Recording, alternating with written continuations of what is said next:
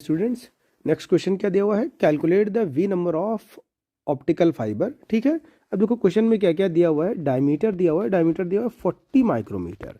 ठीक है, 40 का मतलब कितना हो जाएगा, 40 इंटू 10 के पावर -6 मीटर। यूनिट कन्वर्जन बहुत ज़रूरी है, तो 40 इंटू 10 के पावर -6। N1 की वैल्यू दी हुई है, रिफ्रैक्टिव इंडेक्स ऑफ कोर 1.55।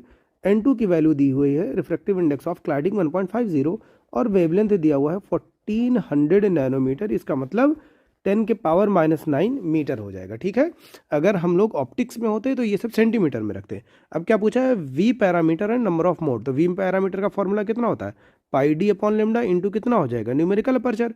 अब न्यूमेरिकल अपर्चर निकाल लेते हैं बेटा। न्यूमेरिकल अपर्चर का फॉर्मूला कितना हो जाएगा, अंडर रूट। अब देखो जिस तरीके से मैं लिख रहा हूँ उसी तरीके से लिखना है आपको, n1 का स्क्वायर माइनस n2 का स्क्वायर। अब अंडर रूट यहाँ पर ब्रैकेट लगा लेना 1.55, और कैलकुलेटर में डायरेक्टली स्क्वायर का आता है -1.50 स्क्वायर। अब ब्रैकेट बंद करिए और वैल्यू कितनी आ जाएगी, कैलकुलेटर में रख के देख लो बेटा, 0.39 आ जाएगा। अब वी पैरामीटर की वैल्यू रख देते हैं, तो वी बराबर हमारे लिए कितना हो जाएगा, पाई डी अपॉन लेमडा। पाई का मतलब कितना हो जाएगा 3.14, डी का मतलब 40 इंटू 10 के पावर -6 पाई डी अपॉन लेमडा। लेमडा का मतलब 1400 इंटू 10 के पावर -9। ब्रैकेट लगाना नीचे मत भूलना कैलकुलेटर में जब सॉल्व करना, इंटू 0.39। तो ये सॉल्व कर लेते हैं बेटा। तो ये हमारे पास सॉल्व करने के लिए कितना आ जाएगा, देखो कि क्या क्या दिया हुआ था, 3.14 इंटू पाई डी यानी 40 इंटू 10 के पावर -6 दिया हुआ था। ठीक है, ब्रैकेट क्लोज, पाई डी इंटू न्यूमेरिकल अपर्चर दिया हुआ था 0.39।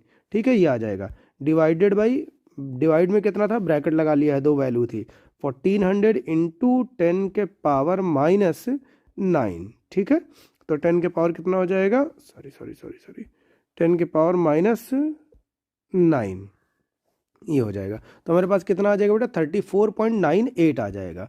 तो हमारे पास v की वैल्यू आ गई, v पैरामीटर v बराबर 34.98।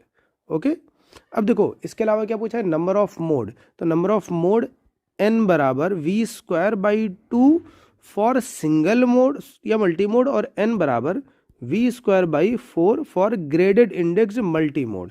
ठीक है, तो सॉल्व कर लेते हैं बेटा। जो भी आया है इंटू 34.98 डिवाइडेड बाई 2, ये हो जाएगा 612।